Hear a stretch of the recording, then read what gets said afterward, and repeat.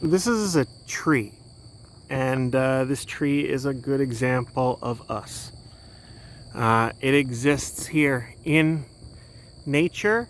It is born, it dies, but unlike the tree, we never we question why we were put there.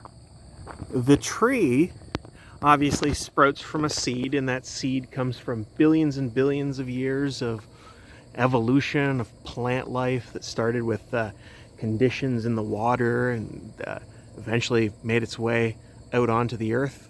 And then eventually we know that. But then we have to ask ourselves, after we learn how to tame it, how did it get there in the first place? And that comes down to the question of, well, it always was, or it always wasn't. There needs to be a finite answer that we're not going to get the readout until long after everything is ended. And if you think that I'm speaking to you directly, I'm going to tell you, yes, I am.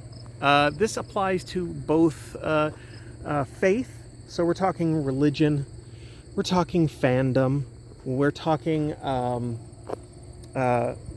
patriotism, we're talking about core beliefs, we're talking about nature, we're talking about physics, and it's funny because all of those things tied together, they're going to come up with many different answers if you use them, and sometimes those answers are quite interesting. Remember when I mentioned earlier that this is nature as it was laid here. If we didn't come here so many years ago, this tree might still be here growing and dying. The reality is there's something built, and that thing that's built, that's unnatural. So what this means is that it didn't just get there. It got put there, and we put it there. Think of this as like your internal thoughts. So you have to ask yourself, well, why did we put it here? Well, obviously we put it there so we could look at nature. It's a very nice area. When? Well, I believe there's a dedication plaque over here somewhere. I'm not going to look at it. Who did it? Obviously, it was the city that put some time and effort into it to make sure that we had a place to enjoy nature. How did they do it? Well, they brought in steamrollers. They cleared out certain area.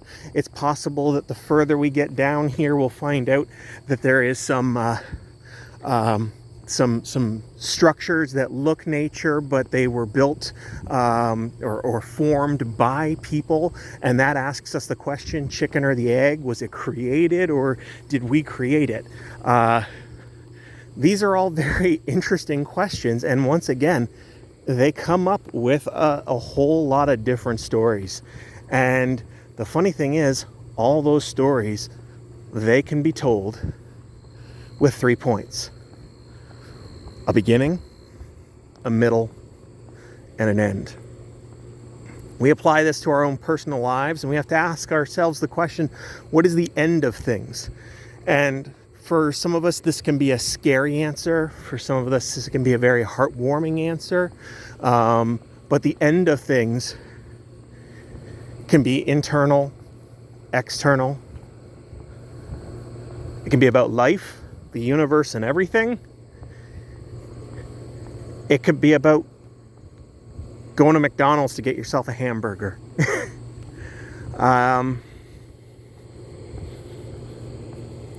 So let's delve in, shall we?